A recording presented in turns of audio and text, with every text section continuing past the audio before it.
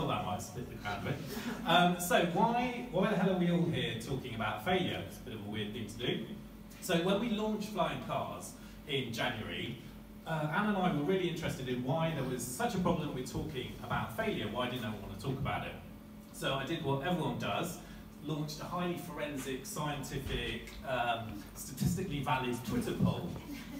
So these are extremely robust results, and thank you to the 16 people who actually voted. And that definitely wasn't my mum just voting over and over again trying to support me. Fortunately, mum can't use Twitter. She's pretty epic on Facebook, but Twitter's just a step too far for her. So the main reasons that people in this highly forensic poll don't want to talk about failure is they're scared of looking inept. So they're worried about, with their peers, looking like they don't know what they're doing. And there was also an interesting finding as well around a waste of donor money. So people are concerned about looking like they're wasting money, which is totally understandable. But events like this will help us to normalise talking about failure, and when we talk about the things that haven't worked, then we can learn from those. And if we don't talk about them, then any kind of learning is essentially buried, which is a bad thing. And really, within our kind of lives, we're conditioned through social media to talk about, so when you go on social media, you see everyone's having a fantastic time, they're having great holidays, and all their friends are very beautiful looking. But we know that this is not necessarily real life. But it's not just social media and marketing that persuade us of this kind of pretense around success. So I'm going to move to the humble and old-fashioned CV, the make-believe world of the CV. So in our CVs, we talk about everything that's gone well, our successes, how much money we've raised, all of the projects we've done have been absolutely fantastic. But we never really talk about any periods of unemployment. We don't talk about maybe when a job hasn't gone so well and we've been sacked. We wouldn't talk about any kind of mental health issues that we've had. They really are kind of representations of a make-believe world, CVs, and I don't think that's particularly healthy. I think most CVs would be better off looking like this guy's. So this is Andre's most awesome resume. It's kind of to the point. He can answer the phone and he has a great time. So maybe change your CVs to something like that. I spent a good 2 hours looking on the internet for the worst CVs to find that. It's quite good if you have a spare 2 hours. So worth talking about some personal failures. Everyone wants to hear kind of what I've done that hasn't worked. So I've had personal relationships, romantic relationships that haven't worked out particularly well. There's normally been some reasons why that's been the case, but we're not going to go into the gritty details of that today. Not all of the jobs that I've done have been successful. So when I first moved to London, my friend at the time convinced me that you make loads of money as a recruitment consultant. So for 9 months, I was an IT recruitment consultant, which was pretty eye-opening stuff, I have to say. Not massively regulated area of work, and I learnt an awful lot during those 9 months. So it was good fun for about the first 3 months, and then the kind of grinding pressure of not being able to hit my sales targets took its toll. And in recruitment, if you're not hitting your sales targets, you basically get sacked pretty quickly. So that was a fairly swift and brutal lesson for me, but all the better for it. So out of that, I then had a bit of a career change. I thought maybe recruitment's not right for me.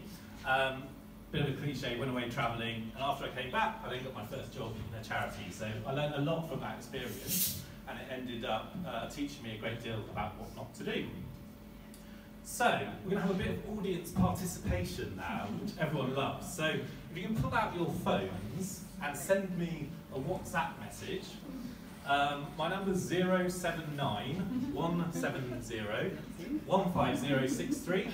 And if you can briefly describe the significant failure that you've had within a job and what the consequences of that failure were, that'd be absolutely fantastic. Do bear in mind, I am going to read about 2 or 3 of these out later, so maybe think about what you're going to share. Or, if you're comfortable sharing everything, absolutely great. Do send me something though, because otherwise it's going to be pretty awkward 2 or 3 minutes where we're just looking at each other in awkward silence. So, the one about the trousers and the missing envelope. Thank you. So, there's the number again. 079 170 150 63. No one's off the mark yet. Has everyone got that? Yes. Yeah? Cool. So, continuing a theme of my own personal failures, the trousers. So, when I first, again, there's a theme around when I first moved to London and desperation for jobs. So a friend of mine was working at a large global food company with their headquarters on Embankment, and I was on the bus. She set me up with an interview for a role. It was a shortish contract, quite a low-level job. I was desperate. So I was on the bus on my way to the interview, and I suddenly realised, oh my God, they've got their headquarters on Embankment. I looked down, I was wearing quite scruffy jeans, so I was fairly panicked. I thought they're fairly posh, they've got their headquarters on Embankment. I hadn't really prepared or hadn't worked out exactly what I was going to wear. So I jumped off the bus, it was the number 73 from Stoke Newington, into the Oxfam shop on Upper Street and purchased some second-hand trousers that were slightly smarter than the jeans I was already wearing. I got back on the bus, had the interview, and the interview was successful, which was great. 2 days later, I started, so it was that kind of job. And yeah, 2 days later, I was selling pre-made meal kits to bankers at Goldman Sachs off Fleet Street, which was living the dream, absolutely. But I did actually pass that interview, which was great. Had that. Ever since then, I've sort of prepared more thoroughly for interviews, so that was a kind of really valuable lesson for me. Hands up anyone who's failed a job interview in the room. Does anyone not have their hand up? Is there anyone here who hasn't failed a job interview in their life? Amazing, excellent. So solidarity in numbers here. I think failing job interviews is horrible, happens to everyone. You think it's the worst thing in the world when it happens. And even if it's a job you're not that bothered about, it doesn't feel nice to be told, yeah, you're not the ones for us. So yeah, everyone's failed job interviews, don't worry about it, get over it and move on to the next challenge. The missing envelope. So again, this is another example for my early career. So I was working at the Refugee Council in the direct marketing team there, and I'd done like a couple of cash appeals, so I was sort of promoted. There was quite high staff turnover there. I was into a role quite quickly. Oh, this is interesting. Can anyone help? We're back. There you go. Yeah, I was working in the direct marketing team at the Refugee Council, and it was coming up for the Christmas appeal. I'd done 2 cash appeals so far, they'd gone quite well. We got a case study, we did the artwork, the copy was all signed off, and everything went off to the printers. In DM, we sort of sit back and wait for the cash to roll in. And the responses did come, which was great, but they were supposed to go to a fulfilment house in Berkshire, and they actually went to our head office, which is in Ferndale Road in Brixton. And I remember the kind of facilities guy coming to me and saying, Henry, we've got like 2,000 envelopes that have come to the office. And I was like, shit, that's not supposed to be happening. Slightly panicked, I was pretty young. This was a big deal. Refugee Council weren't exactly a cash-rich organisation. Really panicked, and basically transpired that I had sent off the appeal without a BRE, a response envelope in it, which if you work in direct marketing is a pretty bad thing to do. It basically made it really hard for people to respond to you. So, big deal. What happened, I looked into it, and basically, yeah, there was no BRE. The printer kind of said it was our fault, never really know whether it was or it wasn't. However, our lovely supporters still replied, and they'd managed to find the actual head office address on the back of the envelope.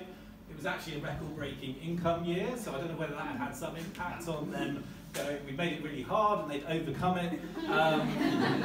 Yeah, but I didn't feel great. After that, I learned you had to be quite detail-focused in direct marketing, but a really valuable lesson for me. So, a bit I've talked about some personal failures, could have gone on, but you know, only got 25 minutes. So the serious bit, the bit that might be, you can take away from this.